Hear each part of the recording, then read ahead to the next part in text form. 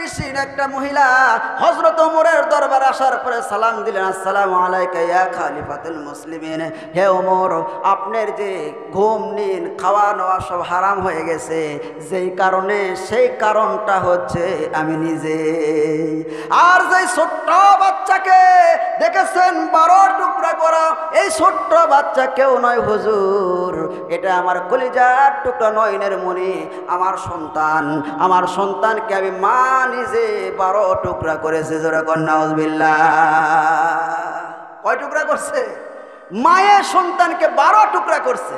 হযরত ওমর শোনার পরে আশ্চর্য হয়ে গেলেন। মহিলা বলে, কি এ মহিলা, তুমি কি জানো কোরআন যে বিচার হলে এর বিচার কি হবে? মানুষ হত্যার কি বিচার তা কি তুমি জানো? এবার মহিলা বলতেছে, হ্যাঁ হুজুর আমি জানি, মানুষ হত্যা করলে পালা তাকেও ফাঁসিতে ঝুলানো হবে, তাকেও হত্যা করা হবে, এলা আমি সব জানি। সুবহানাল্লাহ কোন। আর মুসলমান ভাইয়েরাম, কোরআন দিয়ে যেই দেশের মধ্যে বিচার হবে, কোরআন দিয়ে বিচার পরিচালনা করা হবে, সেই দেশের মানুষেরা যদি সামান্যতম ভুল ত্রুটিও করে, আল্লাহ পাক ভুলকে ক্ষমা করে দিয়ে মৃত্যুর আগে হলেও আল্লাহ পাক কালেমা নসিব করে দিবেন। বলুন না সুবহানাল্লাহ। ওমান আসদাকু মিনাল্লাহি কিলা। আল্লাহ পাক বলেন, যে ব্যক্তি কোরআন দিয়ে কথা বলেন তার চাইতে তার সত্যবাদী কে হতে পারে? সুবহানাল্লাহ কোন। ওয়ান আমিলা বিহি সাদাকা, যে ব্যক্তি কোরআন দিয়ে কোরআনের আমল করে আল্লাহ পাক তাকে উত্তম প্রতিদান দান করেন। জোরে বলুন সুবহানাল্লাহ। ওমান আহকামা বিহি আদালা, যে ব্যক্তি কোরআন দিয়ে বিচার করে সে উত্তম বিচার করে। জোরে বলুন সুবহানাল্লাহ।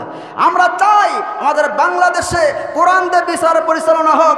বাংলাদেশের সংসদ ভবন থেকে শুরু করে পার্লামেন্ট শুরু করে সব জায়গায় কোরআন দিয়ে বিচার পরিচালনা হোক। জোরে বলুন আল্লাহু আকবার।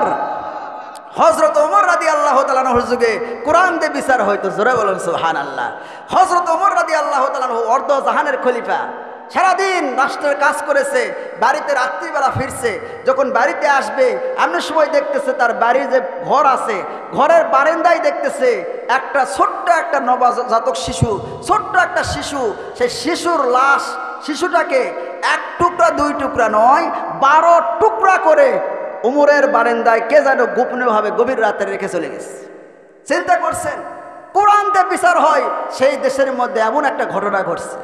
হযরত ওমর রাদিয়াল্লাহু তাআলা আনহু চিন্তা করলেন যে আমার দেশে কোরআন দিয়ে বিচার হয়, আর এই দেশের মধ্যে এত বড় একটা ওকাম কে করলো? গোয়েন্দা লাগিয়ে দিল। দেখো তো দেশের মধ্যে এই গোপনীয় গোয়েন্দা লাগিয়ে দেওয়া হলো, কে এই কাজ করেছে? 3 দিন পর্যন্ত গোয়েন্দা সংস্থায় আসার পরে বলল, হুজুর আমরা খুঁজে পেলাম না কে এই কাজটা করছে।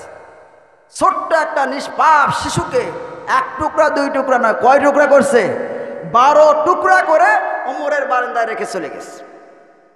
আমার মুসলমান ভাইয়েরাম, 3 দিন পরে গোয়েন্দা সংস্থা এসে বললাম, হুজুর আমরা খুঁজে পাইলাম না, কোনো ক্লু পাইলাম না, কে কাজ করেছে আমরা বুঝতে পারি। নিশিন একটা মহিলা হযরত ওমরের দরবারে আসার পরে সালাম দিলেন, আসসালামু আলাইকা ইয়া খলিফাতুল মুসলিমিন।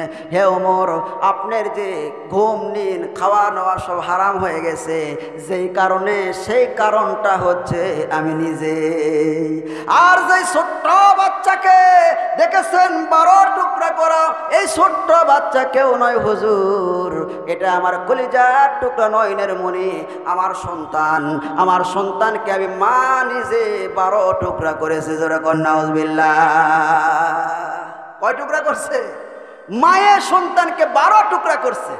হযরত ওমর শোনার পরে আশ্চর্য হয়ে গেলেন। মহিলা বলে, কি এ মহিলা, তুমি কি জানো কোরআন দিয়ে বিচার হলে এর বিচার কি হবে? মানুষ হত্যার কি বিচার তা কি তুমি জানো?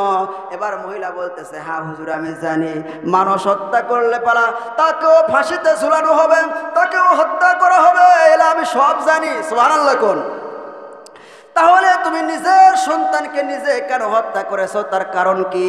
এবার মহিলাটা কাঁদে আর বলে, হুজুর তাহলে আপনি শোনেন, এই যে আমার সাথে এই যে বৃদ্ধ একটা মানুষকে দেখতেছেন, এই বয়স্ক বয়োজ্যেষ্ঠ মানুষ আমার বাবা কাঠুরিয়া, জঙ্গলে আমরা বাস করি, সেই জায়গায় আমরা বাপ মেয়ে দুইজনে থাকি। ছোট্ট একটা ঝুপড়িখানা ঘর আছে হুজুর। দিনের বেলা আমার বাবা কাঠ কাটার জন্য জঙ্গলের ভিতরে চলে গিয়েছে। আমি জঙ্গলের ভিতরে, আমি সেই ছোট্ট ঝুপড়িখানার মধ্যে আছি। 4টা যুবক হরিণ শিকার করার জন্য গিয়েছে। ওই যুবকগুলো আমাকে দেখার পরে আমার রূপ লাবণ্য সৌন্দর্য দেখে তারা মোহিত হয়ে যায়, পাগল হয়ে যায়। আমার ঘরের মধ্যে আসে 4 জন যুবক আমার সাথে জিনা করে, জোরপূর্বক ভাবে আমার সাথে জিনা করার পরে 4টা যুবক চলে যায় গো হুজুর। আমার পেটের মধ্যে যে সন্তান আসে, এটাই সেই সন্তান। এই জারজ সন্তানকে আমি বাঁচায় রাখি নাই। হযরত ওমর বললেন, তারপরে কি হলো? বলে, হুজুর আমার পেটের মধ্যে এই সন্তান আসার পরে 1 মাস 2 মাস যাইতে যাইতে 10 মাস 10 দিন হওয়ার পর সন্তান যখন ভূমিষ্ঠ হয়ে গেল, সেই সময় কোরআনের একটা আয়াত আমার কাছে বারে বারে আসতেছিল। কোরআনের সেই আয়াতটা আমাকে জ্বালাতন করতে লাগছিল।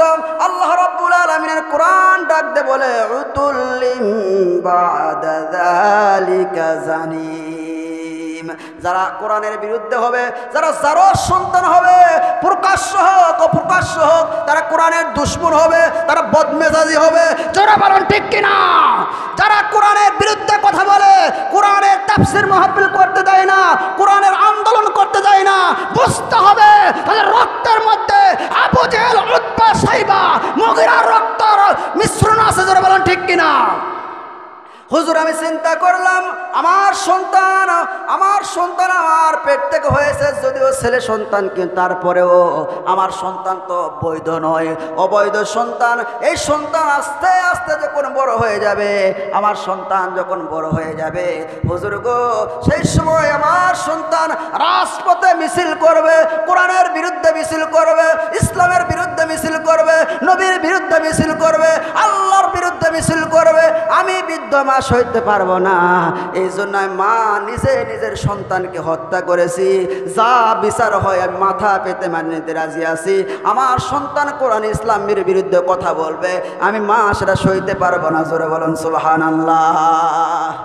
হযরত ওমর বিচার করবেন কোরআন দিয়ে, মানুষ হত্যা করলে কি বিচার? এমনি সময় 4টা যুবক দরবারের মধ্যে চলে আসে।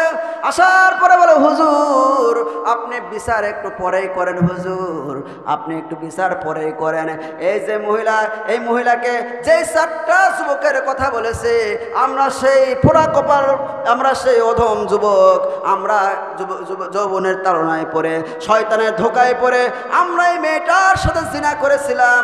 হুজুর বিচার যদি করতে হয় তাহলে আমাদের বিচার করেন।